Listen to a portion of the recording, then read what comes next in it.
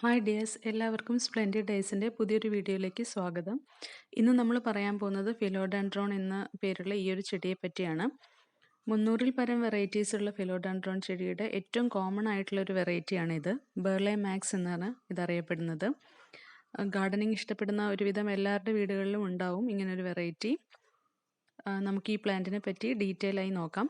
അതിനു മുമ്പ് ഈ ചാനൽ നിങ്ങൾ ആദ്യമായിട്ടാണ് കാണുന്നതെങ്കിൽ തീർച്ചയായും സബ്സ്ക്രൈബ് ചെയ്യുക. വീഡിയോ ഇഷ്ടപ്പെട്ടാൽ ലൈക്കും കമൻറ്റും ചെയ്യുക.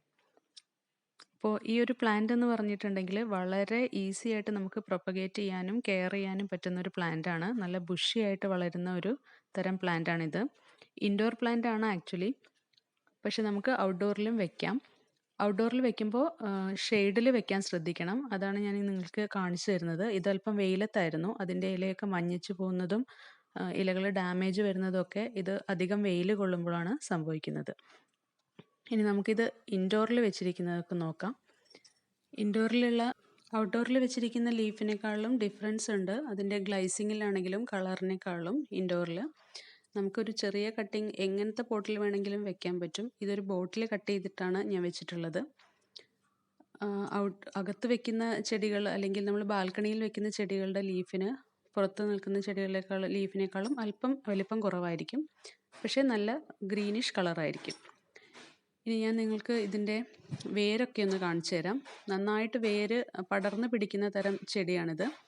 അപ്പോൾ നമ്മൾ വെക്കുന്ന ആ പോട്ടിൽ നിറഞ്ഞ് ഇതിൻ്റെ വേരുണ്ടാവും, കുറച്ച് പുറത്തേക്കും വരും. അപ്പം അധികമുള്ളതൊക്കെ നമുക്ക് കട്ട് ചെയ്ത് കൊടുക്കാം.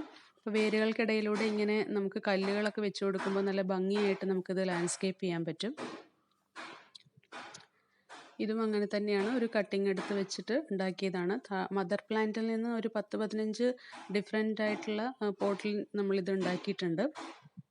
നമുക്ക് സ്റ്റിക്കിൽ വേണമെങ്കിലും ഹൈറ്റ് വെച്ച് പോകുന്ന പ്ലാന്റ് ആണ്. അപ്പോൾ നമുക്ക് വേണമെങ്കിൽ വലിയൊരു പോട്ടിൽ വെച്ചിട്ട് ഒരു സ്റ്റിക്കും വെച്ച് കൊടുത്താൽ നമുക്ക് നന്നായിട്ട് ക്ലൈംബ് ചെയ്ത തരത്തിലും വളർത്താൻ പറ്റും ഫിലോഡെൻഡ്രോൺ.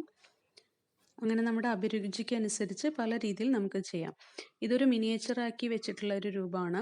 ഇതൊരു തെർമോക്കോളിൻ്റെ സാധാരണ ബോക്സാണ്. അതിൽ ഞാൻ മിനിയേച്ചറാക്കി വെച്ചത് എങ്ങനെയാണെന്ന് വെച്ചാൽ, നമ്മൾ പുതിയ പുതിയ മുളകളൊക്കെ പ്ലാന്റിൻ്റെ വരുന്നതിനനുസരിച്ച് മൂത്ത തണ്ടുകൾ കട്ട് ചെയ്ത് കൊടുക്കും. ഇത് നമ്മൾ വാട്ടറിൽ വളർത്തുന്നതാണ്. വെള്ളത്തിലിട്ട് കൊടുത്താലും നന്നായിട്ട് വളരും. അതിന് വേരുകളൊക്കെ പെട്ടെന്ന് വരുന്നതുകൊണ്ട് അധികമൊന്നും വെള്ളത്തിൻ്റെ ആവശ്യമില്ല. ഒരു പാത്രത്തിൻ്റെ അടിഭാഗത്തേക്ക് കുറച്ചോ അത്രയൊക്കെ വെള്ളം മതി. ഇത് ഞാനൊരു ബോട്ടിൽ കട്ട് ചെയ്തിട്ടാണ് വേരുകൾ പടർന്നു പോകാതിരിക്കാൻ വേണ്ടി ബോട്ടിലിൻ്റെ ഒരു ടോപ്പ് പോർഷനാണ് ഇങ്ങനെ വെച്ചിട്ടുള്ളത്. ഇനി അടുത്തത് ഒരു ഗ്ലാസ് ബോട്ടിൽ കട്ട് ചെയ്തിട്ട് അതിലും ഇങ്ങനെ ഒരു കട്ടിങ്സ് ഇട്ട് വെച്ചിട്ടുണ്ട്. ഇതിട്ട് വെച്ചിട്ട് അധികമൊന്നും ആയിട്ടില്ല, അതുകൊണ്ട് തന്നെ വേരുകൾ അങ്ങനെ വരുന്നേ ഉള്ളൂ.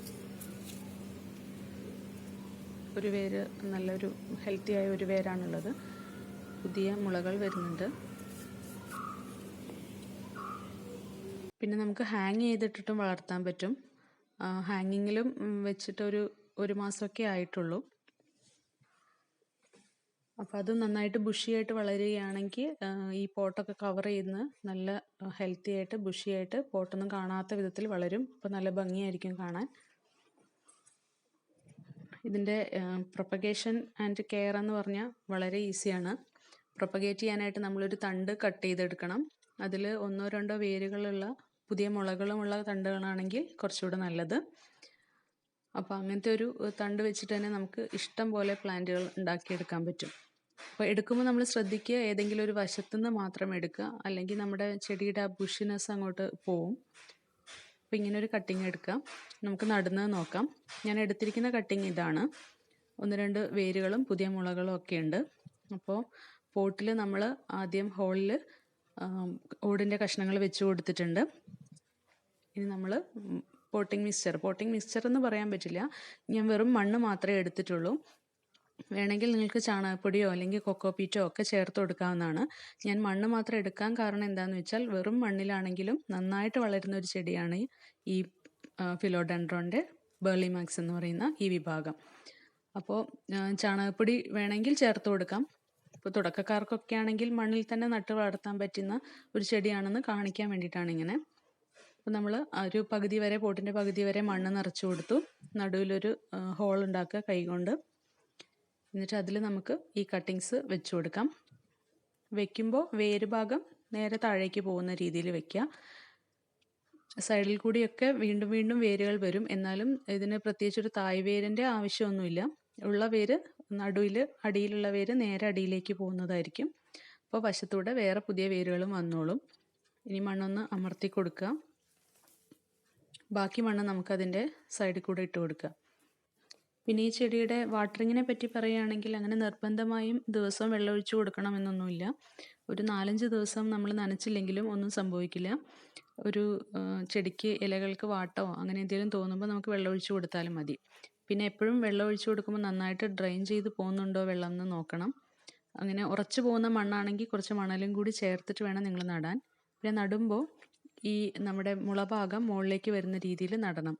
അതായത് മുള മണ്ണിൻ്റെ അടിയിലൊക്കെ പെട്ടുപോവുകയാണെങ്കിൽ ചിലപ്പോൾ നമ്മുടെ പ്ലാന്റ് നശിച്ചു പോവും, പുതിയതായിട്ട് ബ്രാഞ്ചസ് ഒന്നും വരില്ല. അപ്പോൾ അത് മാത്രം ഒന്ന് ശ്രദ്ധിച്ചാൽ മതി. പിന്നെ അത്യാവശ്യം നനവുള്ള ഒരു മണ്ണായതുകൊണ്ട് ഞാൻ കുറച്ച് വെള്ളം ഇപ്പോൾ ഒഴിക്കുന്നുള്ളൂ. ഇനി നമുക്ക് ഇതൊന്ന് ഒരു ഷെയ്ഡിൽ വെച്ച് കൊടുക്കണം 2-3 ദിവസത്തേക്ക്.